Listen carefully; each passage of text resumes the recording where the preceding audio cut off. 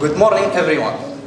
Welcome to the first international workshop on telecommunication, and thank you for joining us for this exciting plenary session.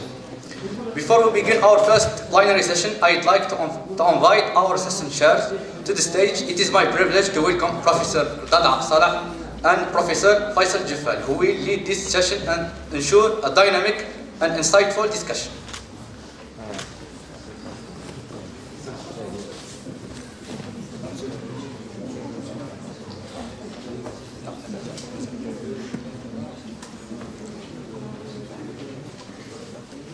This first plenary session is highlight of our program and serves as a unique opportunity to explore innovative approach in telecommunication. It is my honor to introduce our speaker, Professor Adel Belouchrani. Since 2006, he has been a full professor at UNP, École Nationale Polytechnique Algeria, where he has made a significant contribution to the field of signal processing. His research focuses on statistical signal processing, blind array signal processing, and time frequency analysis, with application in both biomedical science and communication. Professor Belouchrani is also a founding member of the Algerian Academy of Science and Technology and an AAA Fellow, an award given for his outstanding work in the field. Today he will share his insight on signal separation from model-driven approach to data-driven approach. Without further ado, please join me in giving a warm welcome to Professor Adel Belouchrani.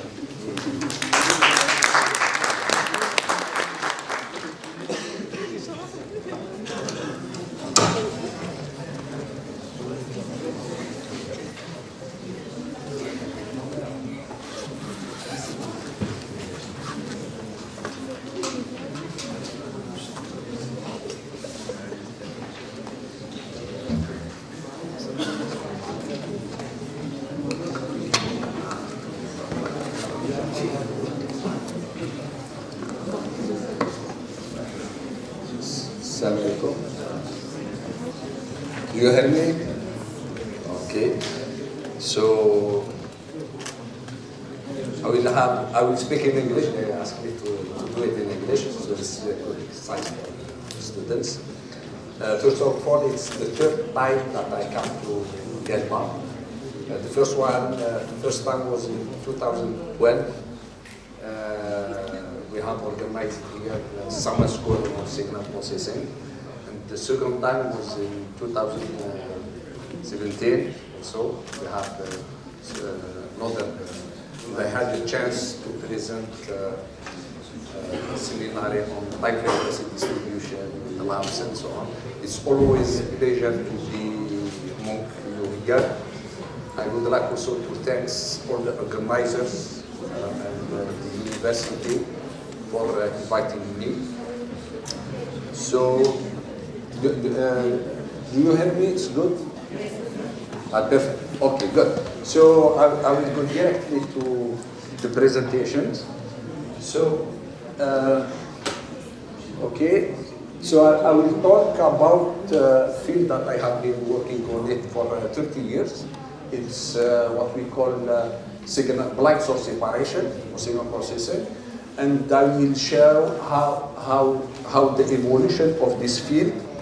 And we have from what we call model-driven approaches to data-driven. We are in this new era of artificial intelligence that we are. So all the fields, physics, mechanics, all the fields are invented by these new techniques of machine learning and deep learning and so on. So I will start by, okay, how it works. So the problem is the following one. We know that we have all over, we have sensors, okay? We have sensors. There is these things that you hear, the Internet of Things. So everything now is connected, okay? So we found sensors everywhere. We have sensors in, excuse me. sorry, I'm teacher. Je suis un enseignant, teacher. I use it to when I make presentation. It's very important that you can fill up. Okay. So if you are not interested, I will not be able to give my talk. Okay. So please. Okay. Good. So we have, for example, arrays of those electronic noise. For sometimes we have several. We would like to detect, for example, gases, and we have a lot of, and we would like to make separation. We don't know which one. We have others. We have radio astronomy. So it's when we have several signals from different planets that we get the electromagnetic signals, we need to make separations. We have brain activity. You know the EEG, electroencephalogram, the EEG. We would like to extract the brain activity, and we have pictures. And actually, at the end of the presentation, I will show you an application in this field. And also, we have speech. We have several people who are speaking. And we have a mixture of them. We'd like to separate their contributions. And there's a lot of, and that's very interesting application in music. There is people who are in this field of music, that you know that when you buy or you have music, we have arrangement. You change, it means each instruments that you are so this arrangement, you would like to change it, but you don't have access to all the track of the instruments. Blind source separation allow you to retrieve this, and it's big business to do with it. And the questions are, as signal processing guide, is how we give sense for all these mixtures. So this is the classical problem that we call cocktail party problems. When you have party, a lot of people are speaking, and you have microphones. You are receiving mixtures of these microphones, and you would like to listen to some. And this, we do it naturally with our ears. We have only two. When several people are speaking, we can concentrate ourselves. And this is what we are doing. So we will try to have algorithms and do this automatically. So before to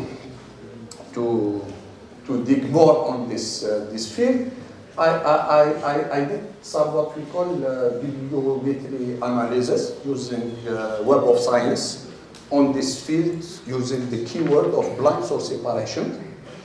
So what we see when we make a search on Web of Science for this keyword, and we plot the number of publications with respect to the publication year. So you see 2000, even before, until 2024, this year, we have huge activity in this field. So this field of, or this topic is still current. It's not that old, even if I have been working in the field 30 years ago. Okay, so it's still an active topic.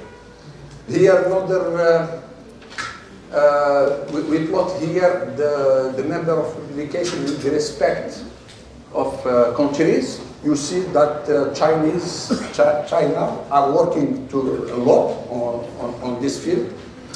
This is the whiteboard. You will have interrogation at the end. Okay. So, okay. Thank you. So you see here that we have Chinese that published more. Then you have US. You have French. By the way, the field of blind source separation was born actually in France. Okay, so and so on. You have Japan, and there's another here presentation. The number of publications by authors. You see, the first one is Karim Abdel Merail, that a lot of you know him. He visited get married with me the 2 last times. So he is very prolific.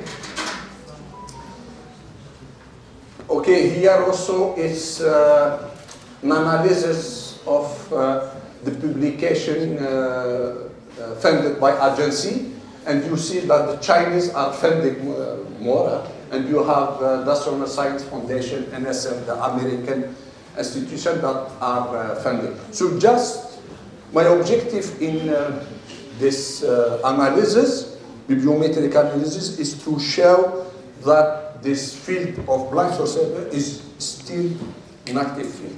Okay. Okay. Now I will start by presenting the basis, okay, or the concept of this blind source separation. I will start by the model-derived approaches. In signal processing, you see, we receive signals from sensors, okay. And the first step is to have a model, okay, of your problem of interest, and then we use estimation theory to estimate these parameters. Okay, this is the classical approach that we have. I will start by this one. So the blind source separation problem is this one. Okay? We start by instantaneous linear model. You have the vector x contain its components are the outputs of the sensors, time mixing matrix, okay. Time S is a vector containing the sources that you would like to estimate, plus noise, okay. The noise has 2 origins. It could be a noise, electronic noise that you have in the sensors, the electron you are using, and it could be what error model noise. What is error model noise? It means that the real model is not this one, okay? And the errors that we will assume that are in this noise, okay? And then we need to develop algorithms for the separation robust to this additive noise. So, if you look to this problem, you have, it means, for example, source 1 of T, source 2 of T, and then it's a mixture, matrix A. So you will have X1, the output of the first sensor. It means it's a mixture of S1 to S2, and the second one, same thing, okay? This S2 to S2 of, okay, this is the source signal. And then we need to add here the noise coming from the measure. So matrix A is this one. So now the problem of blind source separation is to estimate A, mixing matrix, and S only from the observations. This is as if you should to solve, if I remove the noise, as if I would like to solve equation system, okay, without knowing the unknowns, of course, but also the coefficients, I don't know them. So I need to retrieve all these parameters only through the observation. So this is what is blind source separation. Now, so this is what I was saying. So I need to identify the mixing matrix and recover the source signals from the array output. So I start by making a blind identification of the matrix A. Then I will make diverse problem to get my sources. Okay. What we need to know that this is not the only model that we have for blind source separation. I can have convolution model. The convolution model is when I have wideband signals. It means when I will have reflections, okay, a multipath. And also I can have another model, nonlinear model. For example, sometimes the sensors that you are using have nonlinearity. Okay, so we need to. But what we have observed in practice, because and the real data that we have been using, is that this instantaneous linear model, very simple model, is still a good approximation. It means even in practice, the model is not instantaneous linear model, but it's a good approximation. This is what we have observed.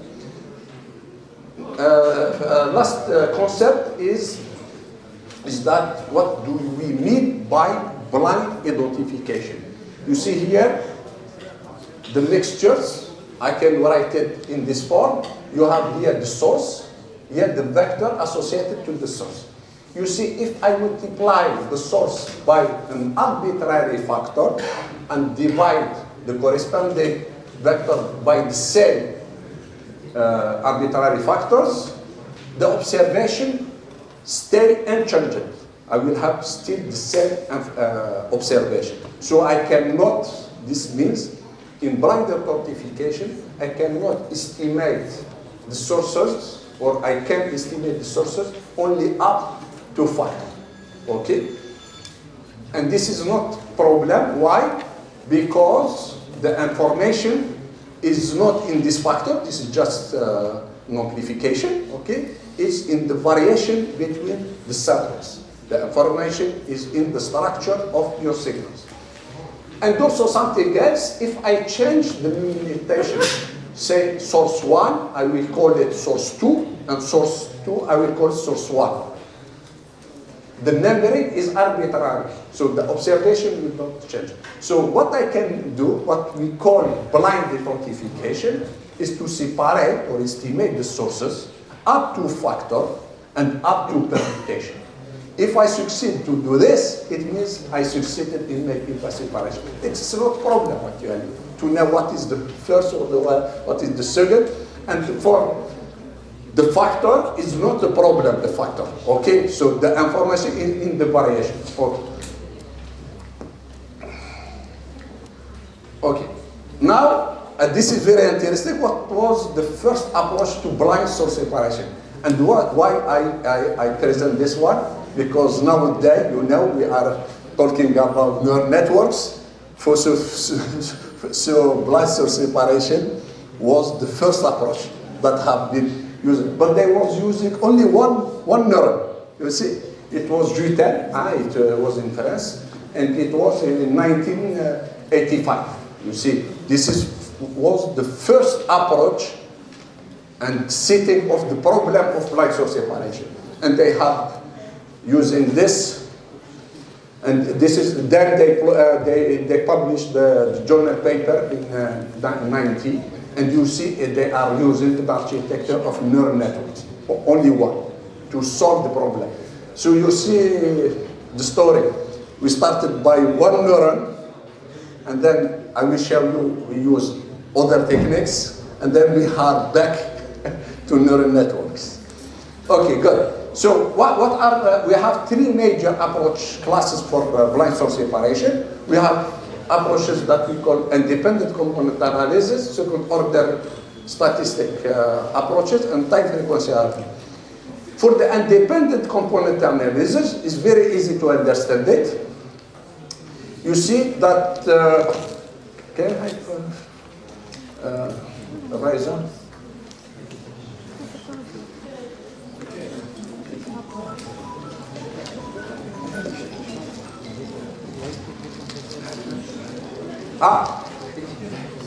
You see the stress of the presentation, I cannot see it.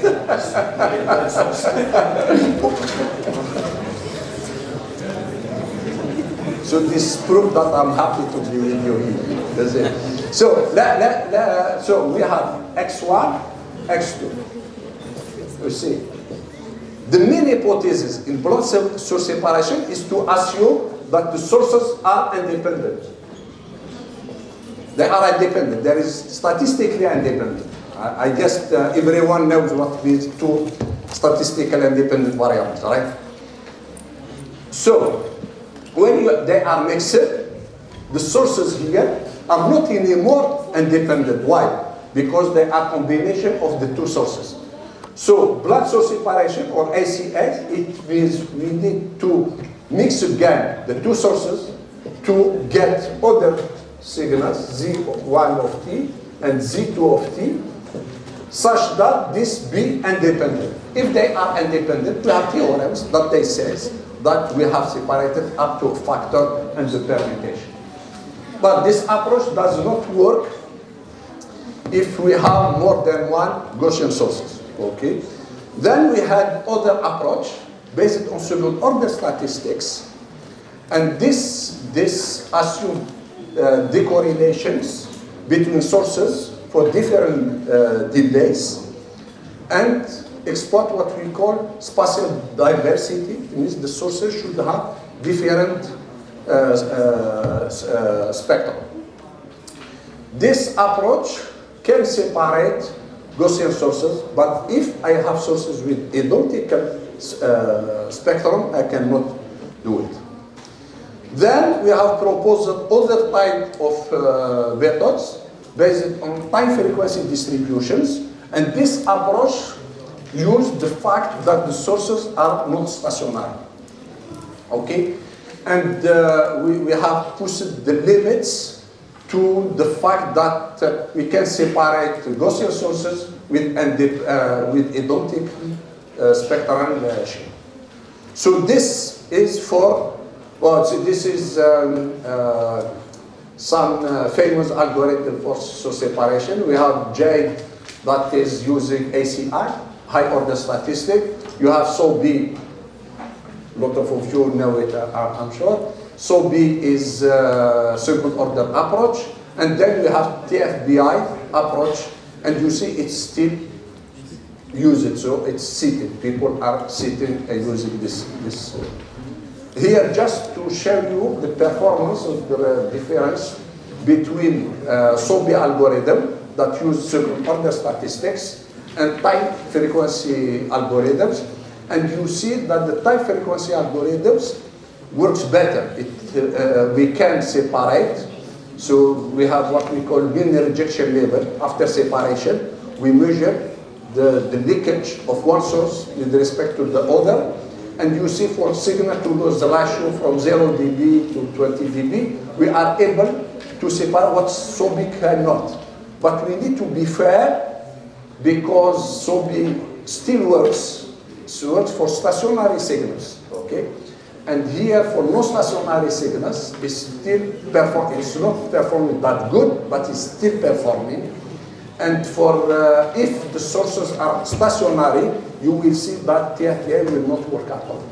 Okay, so what we call that stationarity is not an essential hypothesis for SOB, but the non-stationarity is essential hypothesis for TFBI. Okay.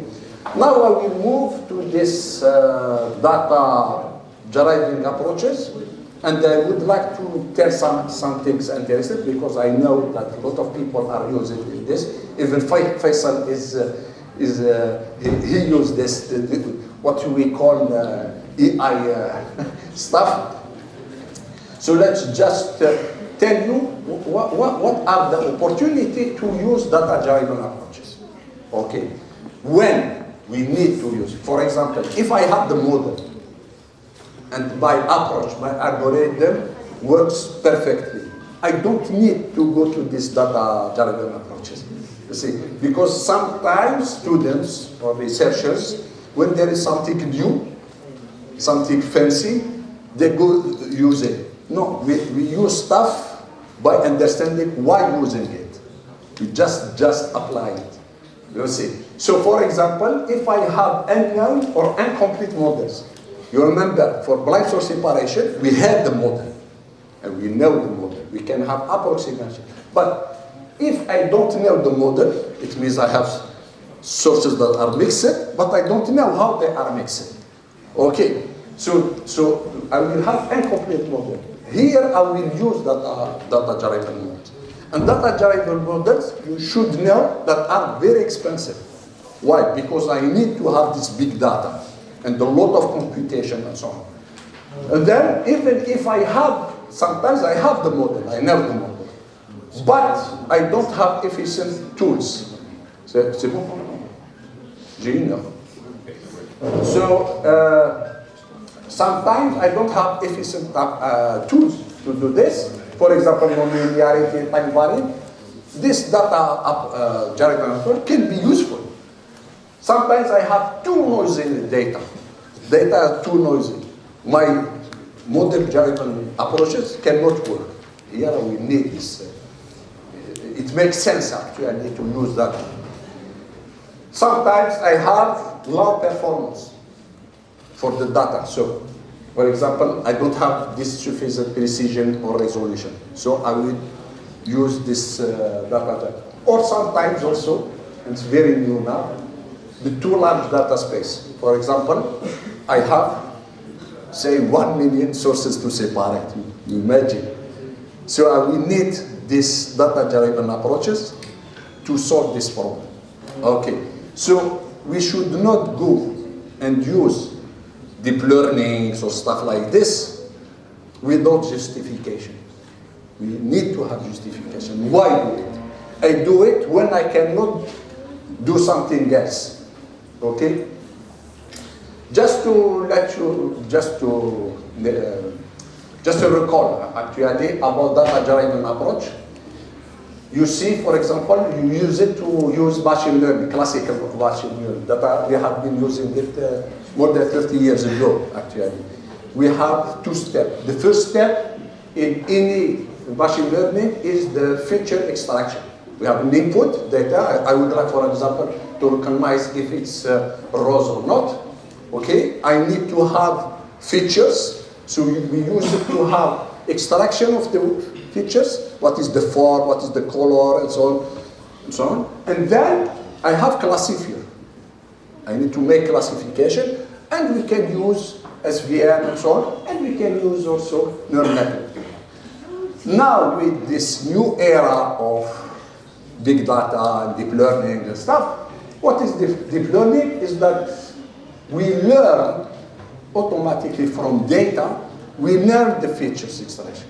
We are not to say, for example, for the face, you have eyes. No, it's automatically that it's done. Okay, so deep learning, you know, is feature extraction plus classification. Now, as all the fields that has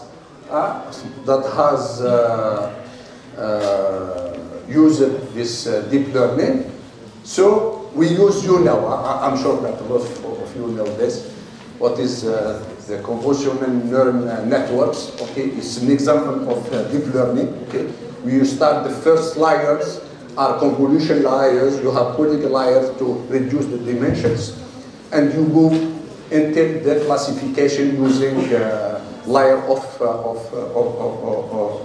classification. Right?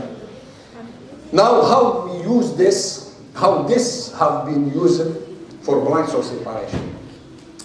You know that in this data generating stuff, you have two steps. You have the training step, and then you have the application step. So here, for example, for training, they have the data. Since this CNN convolution neural networks have been developed initially for images, you see. So the first step we'll do is transform the data, this X, we transform the observation in a matrix, meaning something like an image, okay, something 2D, using short Fourier transform. Okay, we use time frequency analysis or distributions. So we transfer from time, we go from time to time frequency, and we have an image.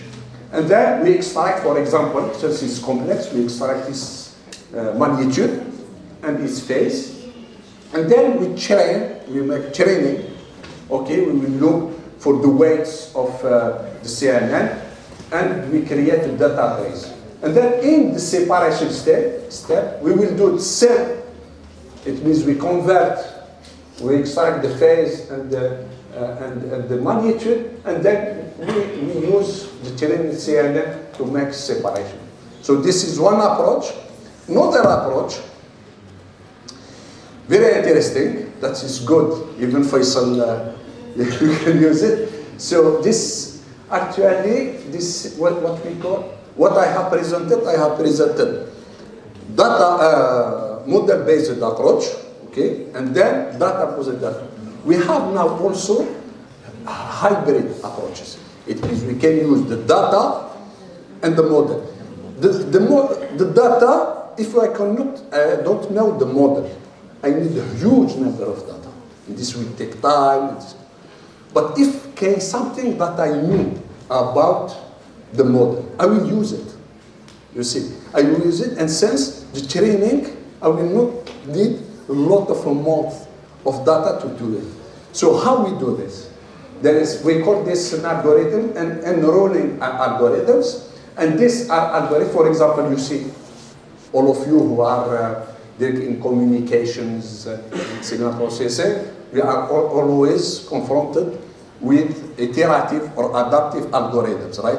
You have a cost function that you need to iteratively minimize, so your algorithm is an adaptive or iterative algorithm. So what we do, you have iterations, each iteration will become a layer, okay? And then between two layers, you will add coefficients, not the layers, that you will train on data. So since you are using information about the model, you will need less data to train the whole network. And here it has been used for ACI. You see the different layers, okay? We have the reference, I will not go into details, but what is interesting, they are combining in this approach the model and the data. And they have several layers, but they are using composition and they use the BSS model.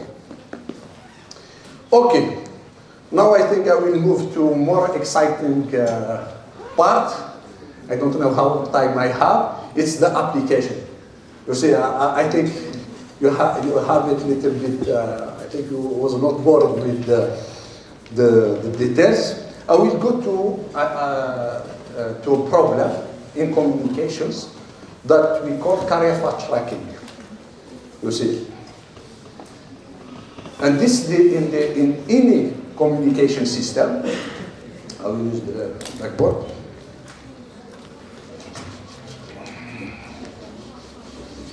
So in any communication system, you have symbols that you would like to send, right?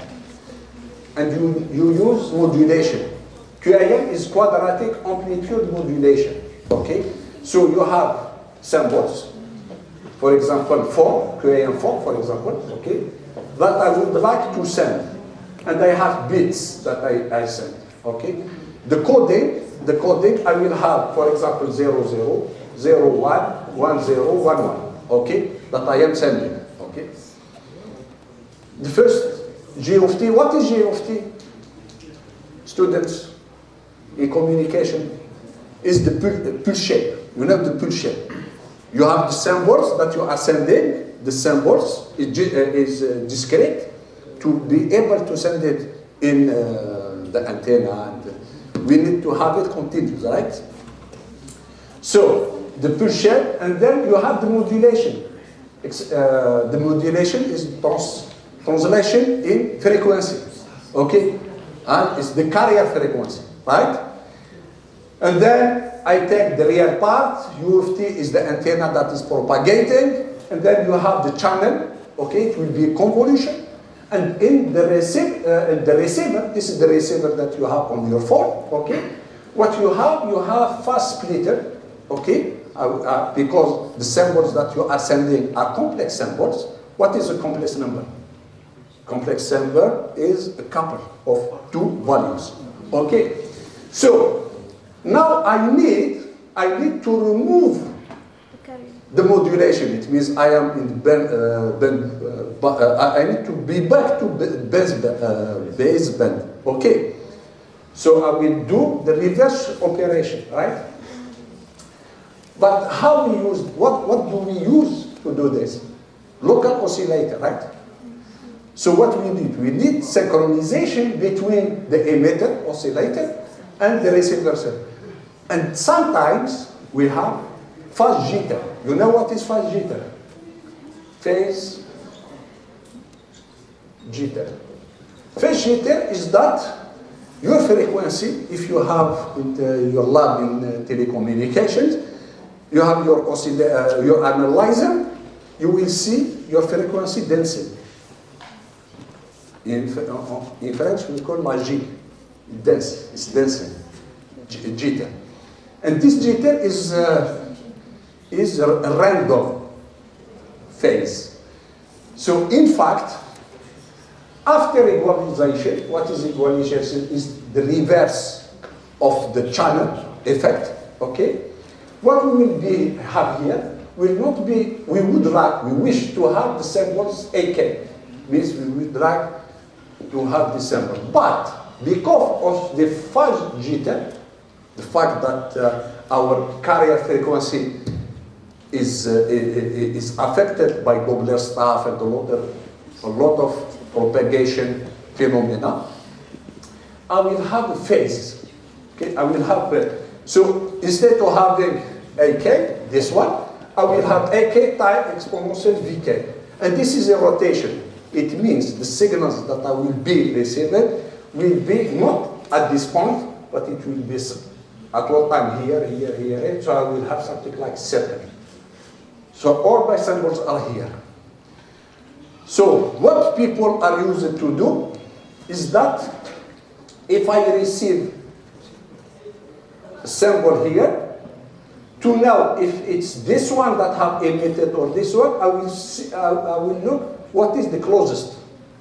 If this one is closest to this one, I will decide that is 00, that is what have been sent. And this is what we call carrier tracking. And I will be estimating this phase, okay? By estimating this phase, okay, this is what we call direct decision. And the estimation of this phase use what we call phase loop, boucle à verrouillage de phase loop. And it's known that all the phase loop have local convergence. You know that phase loop has always a local convergence. This means that you need to initialize your phase loop close to the solution. Otherwise, you will give the diversion. All the PI are like this. Now, you will tell me what is the link of this with blind source separation. Okay.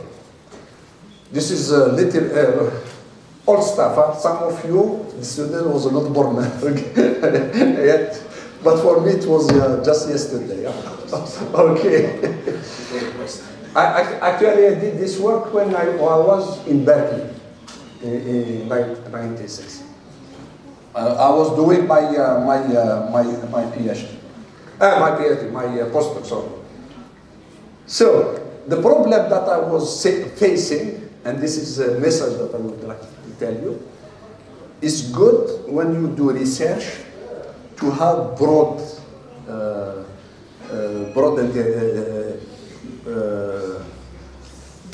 knowledge or something like that. It means I am in telecommunication. Physics is not by no. You need to know some stuff about it. We are engineers.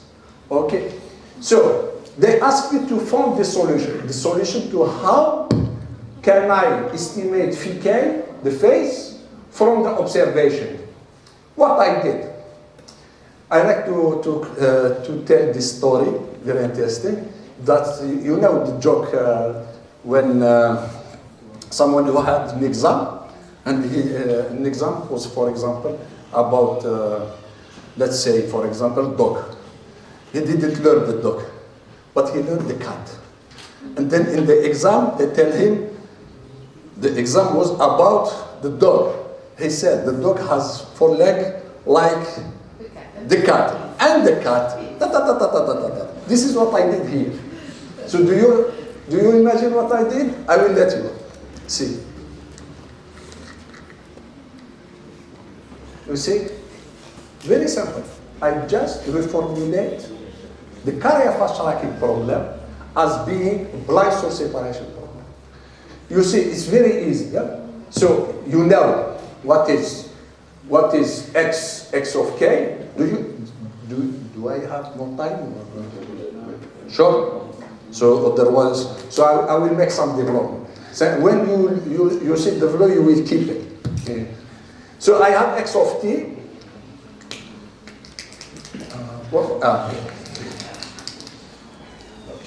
You see, you are making presentation 100 or 1,000 times, and you have 30 years experience, but still always will have some time. So, okay, you have x of t, x of t, k, okay. It's equal to exponential. How I can write the exponential? Well, someone. You. What is exponential? How I can write it? It's complex, right? What is its real part? Cosine of phi k. So this is exponential g phi k, right? Plus g sinus phi k, right? How I can write ak? Ak is complex. So we saw it was complex. Real part plus g imaginary part, right? Now I will write. So this is complex too, okay? I will write the real part of x of t and the imaginary part of t. If I write it, what I will have ak real part of my symbol, okay? Cosine phi k. Okay, plus minus g and g minus I k, okay, sinus phi k, right? And then the imaginary part would be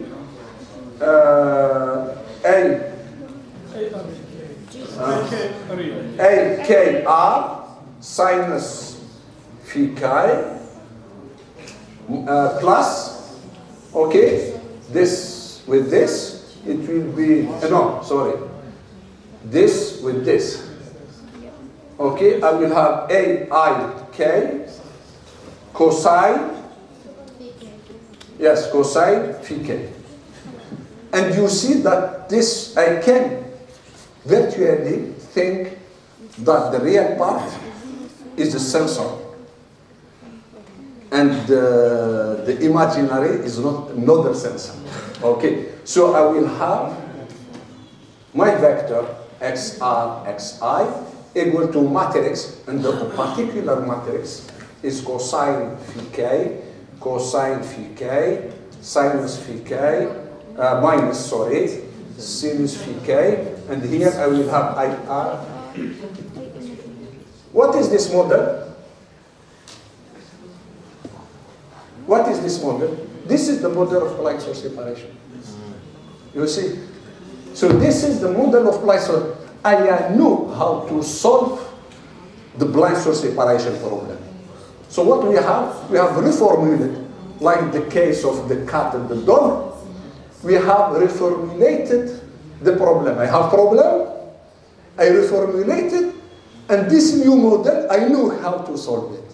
So I use it, and actually, I am used it to solve a more complicated model in blind source separation.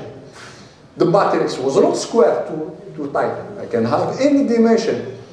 And this matrix, the particularity of this matrix is, for whom knows, we call it unitary matrix. It means if this matrix, I call it U, so U times UH is transpose conjugate equal to the identity matrix. So it's more simple. So what I need to use blind source separation to estimate this matrix. Once I have this matrix, I can estimate the phase. You see. And this is what I did. And I did some workout and so on. I end up with what we call new phase look, nouvelle boucle abéloise de phase. And what is interesting about this new phase look, what is not the case of all the facilities that exist, that is it has a global convergence. So it's good also, and this is another message for you, students, to have the mathematical tool. You see, we have been able to compute, if you go to see the paper, we have proven the global convergence. It means I can initialize my PLN, my Facebook loop, with any value, even 0. I will go directly to the solution. I prove it. You see, using mathematics. So mathematics are very important. You should not say that I am in communications, I'm not only electronics and microprocessors. No, you need to have this tool of mathematics, because with tools of mathematics we can solve problems of communications. Yes. Okay, so this is what we do. What we had like output. So this is an example of simulations. For those who are used with the digital communication, they know that this is what we call closed-eye mergers. It means we have egalization when this goes under the 0, okay? And this is what we receive. You see quadratic amplitude 64. It means we have 64 points, you see? So you have 64 points, not 4. It's very complicated to see what is the symbol that have been sent. And we have circles, you see the circles. And this cloud is the noise, okay? So what we will use, the classical approach for the convolution, we use the convolutional one. In Dutch, is the real variation of this phase, and here is this estimation. You see, we cannot solve it very good.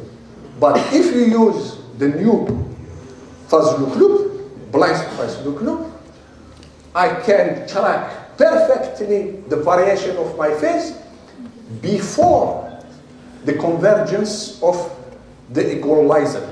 Means that this approach is robust to the model errors, and we can solve it. And then I will show you another example. Now for QM 256 is very clouded. You see, very clouded. The conventional one doesn't work at all. And I will not show the constellation, but because they are too crowded, so it will be everything black. But I show that I initialize by 0, you see? By 0, I go directly to the solution. And I can track it before the opening. You see, the 0 here, the I opening is 2000. Before 2000, I have already estimated my phase. So this to show you how much is powerful this approach. This is the valorization, if you want, of this approach. I had published the first paper in I calculate transaction in 97 when I was in Berkeley. Then we have put a patent pending on it, and then I have another. I will not have time, otherwise I will tell you the story of it. And the rest was my supervisor in my PFU when I was still like you. So I met him again in 2001, and we did another pattern based on same idea, but for pulse amplitude modulation signals. We have, maybe a lot of you know Samuel Tagzut. He was head of CDTA, and then a huge experience in industry. He was in Silicon Valley. He was in Canada, in Zarnix. Anyway, so he did his PhD with me, and he had to make a VLS site implementation of this PLS. Just to learn. Okay. Now another application in the medical applications. You see at 2001, but it's still of actuality, you see. This application is very interesting, is that it's a project in brain-computer interface. We would like to communicate with the computers with our brain, okay? So we have sensors, EEG, and the problem, the data are corrupted by what we call the eye blinking, module, okay? So it's eye blinking. So we need to make filtering, okay? It's very, so we use blind source separation to do that. And I will show you how it works. So you have here recorded data. We choose 10 sensors, EEG sensors, they are all close to the eye. What you see here, this is horizontal sweeping, okay, balayage sweeping, and there is someone who is reading, okay, and time to time he has eye blinking, this eye blinking here, and this is not noise. What you see here, the fluctuation are brain activity. What we need to make separation. You see, using, for example, second order method, we was able to separate the brain activity. You see the brain activity here, different frequencies, okay? And then they were horizontal, but we didn't separate correctly the vertical, the eye blinking. So we used a high order statistic, ACI approach. The ACI approach was able to separate the horizontal movement, the eye blinking, but it didn't separate correctly the horizontal signals. We still have brain activity on it. So what we did, we made a combination, not trivial, not particularly, very special, where we have been able to separate the eye blinking from the horizontal and the brain activities. Now, last application, more recent, is actually I started this contribution was in the framework of fellowship of U.S. National Academy of Science, and I have been visiting professor to Brown in 2016, Brown University in Rhode Island, and the problem was this one. You see, in our computers, you have your integrated circuits. In the integrated circuits, you have inside cores several microprocessors, right? For example, this one by HP they have 4 microprocessors, and then this integrated circuits has 4 temperature sensors, okay? And we need to know the consumption power of each core, of each microprocessor. Why? It's in this what we call green energy. You will give work to a core that are not consuming a lot. Okay, so we need to have this information. The problem is that the sensor temperatures measure the temperatures of the 4 at the same times. Okay, and we know by physics, you see, we need physics and microelectronics that we have a relation between temperatures. Okay, we have a relation between temperatures and power. Okay. Yeah, okay. Hope I will look. I will this.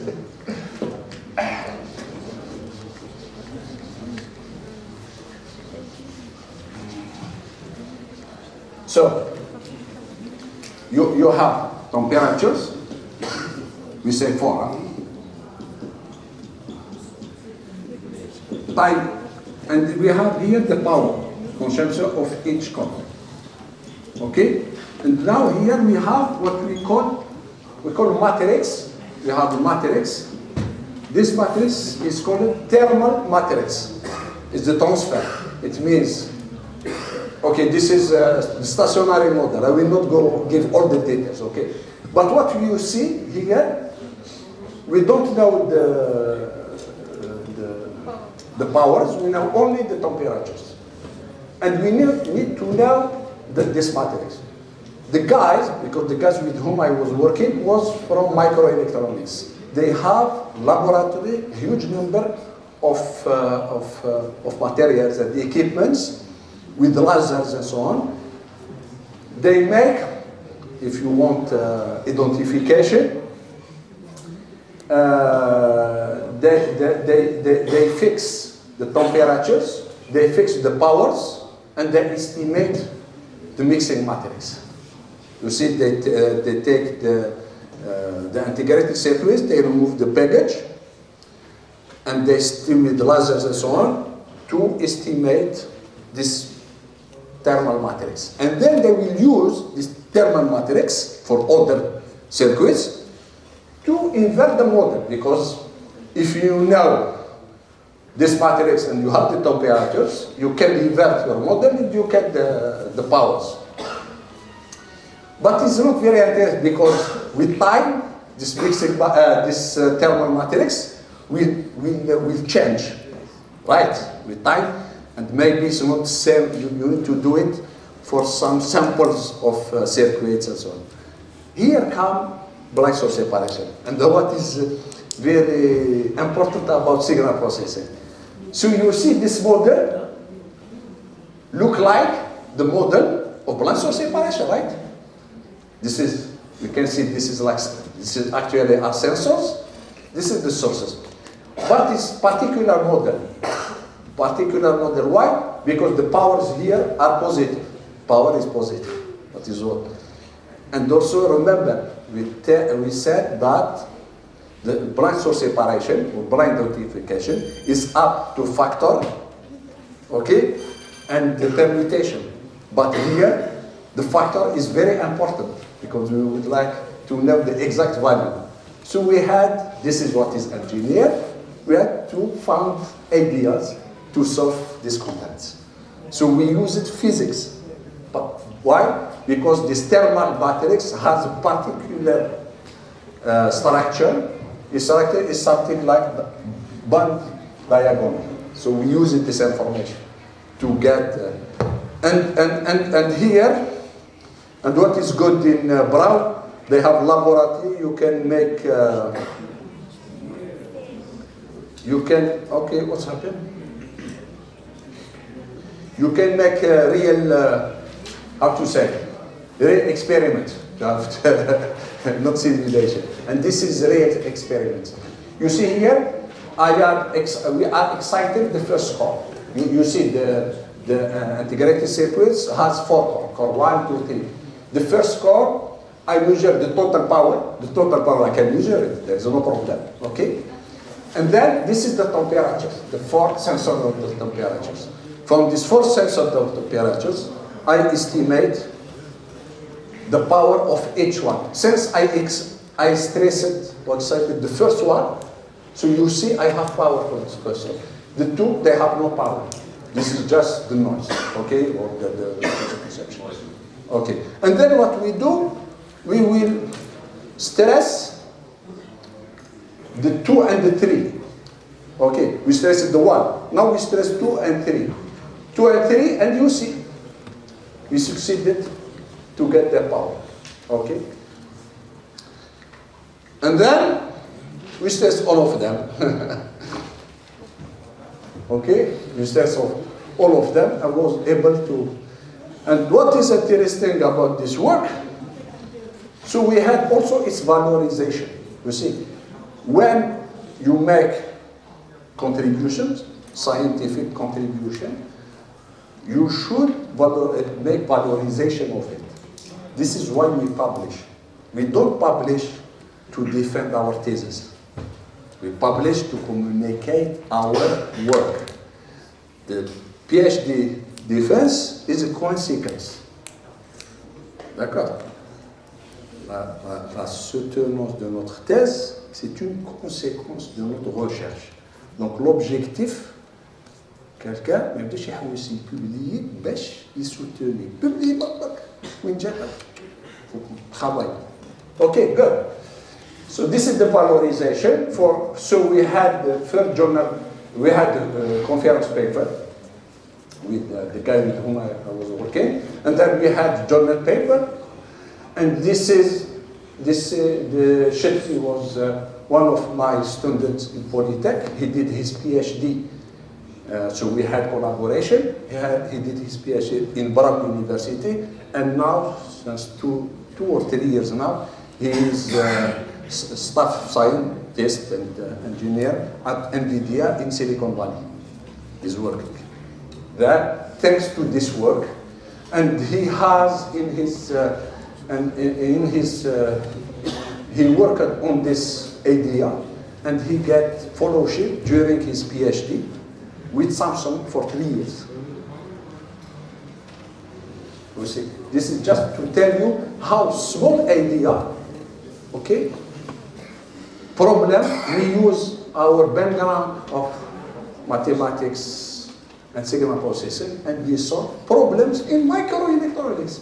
So there is no, it means as engineer, even if we are in telecommunication, we should have a broad vision, okay, or background actually. Okay, now there is also a lot of challenges. Since I said it's an open problem, this blind source separation stuff.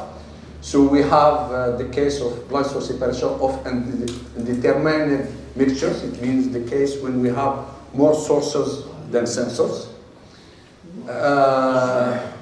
Also the problem of separating dependent sources. There is some solution actually, but it's still open. How, for example, to exploit what we call side information, because this is blind. What the word blind is that we don't have information about the structure of the mixing. But if I have side information, some information, for example, for radars, I know the signal that I am sending, the form. So I can exploit this information to make a separation. You see, how to quantify, model, and design the need information to target. It means this is not the. I did some contribution, but we didn't further. We didn't go further. For example, I need to have algorithms that make separation with the particular performance. I say, I will separate this source with such as you do for the frequency filters. When you design digital filters, you have this specifications, and you see, I will have stop that with such attenuations. Would like to have something the same for blind source separation. Because blind source separation actually, we call it blind source separation historically, but in practice is a spatial filtering, filtrage spatial. Okay, good. And also we have a lot of challenges in hardware implementation. We need to implement all this algorithm in FPGA and microprocessor and so on. How many time? Good. So, thank you, everyone. Wish I have not been too boring. Okay. I'm ready for your questions.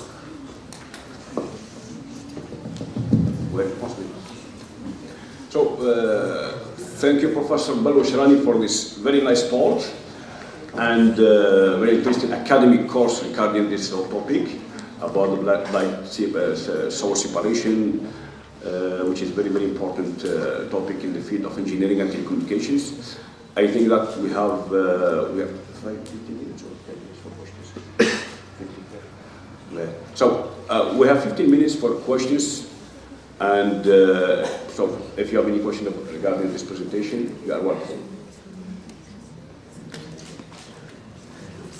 Alors, une personne qui fait un exposé, la pire chose, c'est qu'on ne pose pas de questions.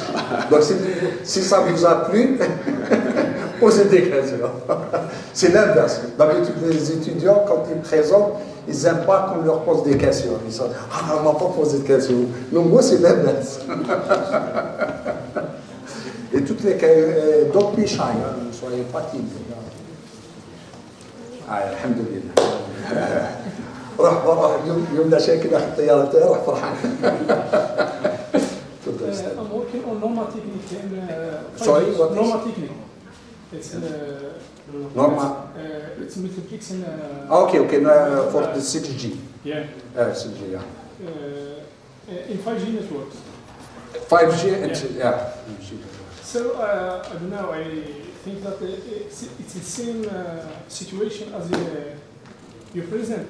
But I have, of course, in the receiver side, I receive the signal in each for each user, but I don't know the channel state information and send the signal by the base station. Yes. I'm asking if this method can be used to... It can be used, but it's not needed because the channel state information is available. It's the base station that send it to the receivers to use it, okay? But if you are in case of listening, it means you are not in cooperative communications. And here you can use these techniques to get the channel state information. But to do it, you need to have informations, like, for example, more sensors, okay, or other information. So you can do it. It's not needed, I mean, because of the network protocols and so on, how it's used for cooperative communication. But if it's an outside, we don't have link with the base stations, you can use this blind techniques to estimate the channel. If you have the channel state information, you can have the sources because you have just to make the equalization of the layers. Okay. Yes. The presentation was very hard to follow for me. Unfortunately for me. I'm not student. Okay. Okay, but I'm very interested in the topic, and I would like to know how these separation approaches are used in Algeria, in which fields, and if they are actually applied in the Algerian context. Okay. Okay. To say applied in Algeria, it's techniques. Okay, it's general techniques. Certainly, it's used. Actually, it's even used in your telephone and so on. So this kind of techniques. I don't. Maybe in some more strategic applications like defense and so on, that it's used in radars and used in other, but it's not commercial use directly. It's very. But what I know for myself, but for example, some algorithms that I have developed during my PhD in telecom. I did my PhD in I defended in '95, and I was using data provided by EDF. EDF, like Sonelgas. Yeah. And the problem that I have, you have in nuclear plant, central nuclear plant, they have what we call shield, how to say, thermal shield, the écrans thermiques, thermal shield, to avoid the neutron to goes outside. Okay. And they had problem once time in the US, I think. The problem sometimes the shield broken. Okay, so they make control or surveillance system. They make sensors. The sensors is champ neutronics, they call it, the neutron. And when the neutron go through this shield, he get modulated by the moves of this shield. Okay, and then we know the vibration mode of the shield. So when we have the signals, they plot the spectrum and they have frequency, particular frequency is some frequency. If they don't observe this frequency, it means there is problem. So they stop and they go to see. But the problem that they have, it means this neutron sometimes, it's also modulated, its vibrations is modulated by other mechanical structures in the nuclear plant. So we have sometimes what we call destructive interferences. So this peak does not appear. There is no problem, but it doesn't appear. So they don't know if there is problem or not. So they developed solution with blind source separation. And you should, and then actually it's used there. Okay, an example, huh? But it's, there is another application.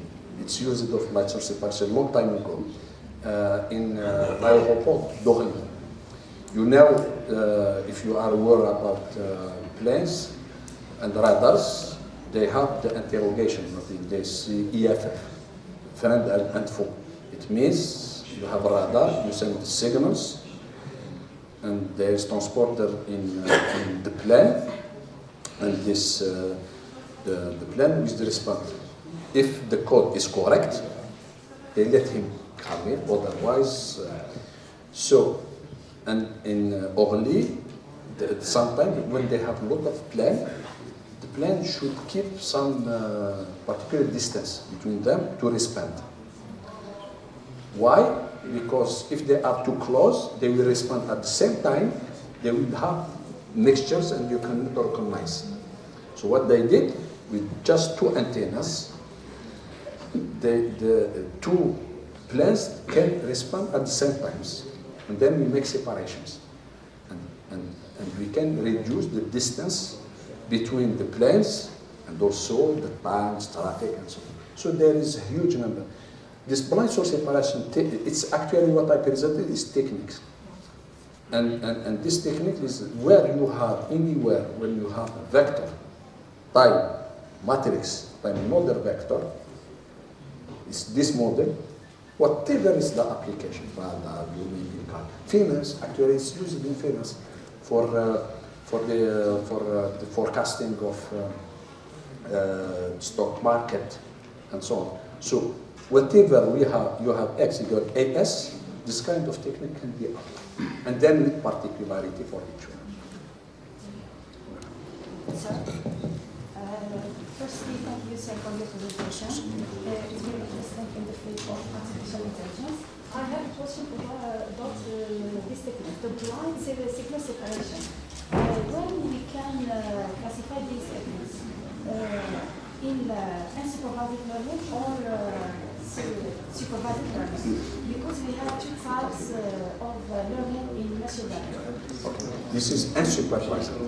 Actually, even the tests, blind source separation, the word blind actually is more appropriate to use unsupervised. This is unsupervised. Unsupervised. Especially in machine learning. Not necessarily machine learning. No. The whole problem is unsupervised. It means you have no information about the structure of the mixing matrix or the data S. Like for example, for communication, you know the communication is done with frame. You see, in frame you have pairs. So there is data that you know you can use to identify the matrix A, so on. But the blind sortie, it means you have not these pilots, and we call it unsupervised technique. Now, for machine learning, we can have both. We can have unsupervised and supervised. You can have, it depends on the application and the information that you have. Thank you. I have another question. We can say that this technique is the base key of the introduction of artificial intelligence in telecommunication.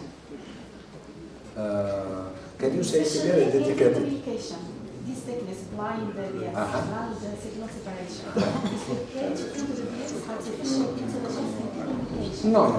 No. Artificial intelligence is something else. Actually, even the word of artificial intelligence, I don't agree with this word. There is nothing intelligent. Intelligence, there is techniques that are evolving. It started with the neural networks, but it didn't work until when we have more computers and so on. This is what we call its class of machine learning, this deep learning, and then there is generative AI and so on. There are techniques. So you cannot say it means blind sortie is particular case, and then you can solve it using deep learning. You know, everything is blind sortie. So the last question, what is exactly the advantage of identification of power source and processors? Okay. Is to make processor Okay. I see you didn't get it. in informatics. In your computer, for example, you like to don't consume too much energy. If you have microprocessor that are consuming a lot, you will not give him more work. Conversation is a method to convert. Non. Je vais le dire en français. Vous avez un circuit intégré. Circuit intégré, vous avez plusieurs microprocesseurs. Chaque processeur, quand il travaille beaucoup, il consomme de l'énergie. Vous avez du boulot, du travail. Et vous ne voulez pas consommer beaucoup d'énergie. Vous allez donner du travail à qui? À celui qui consomme le moins. Et pour donner le travail à celui qui consomme le moins, il faut connaître un partage des tâches. C'est-à-dire, je ne sais pas, un exemple. واحد اللي عنده بزاف خدمه عندك 4 étudiants ولا عندك 4 امبلويي واحد راه عنده في البيرو تاعو معمر لي دوسي واحد ما عندوش بزاف لي دوسي واحد ما عندوش كاع وانت تجيك النوفو دوسي اللي من تبداه اللي عنده بيلا هكذا ياك واحد عندنا نعطيك البيلا هذيك وتقول لك داكا عطيت هذيك اللي عنده بيلا نو تروحي تعطيه اللي ما عندوش بزاف باش تعرفي شكون ما عندوش بزاف لي دوسي.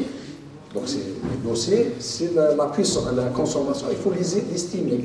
Et donc le circuit, avec le capteur de température, il faut une technique pour pouvoir estimer les puissances. Une fois qu'on a les puissances, on a à qui je vais donner des calculs.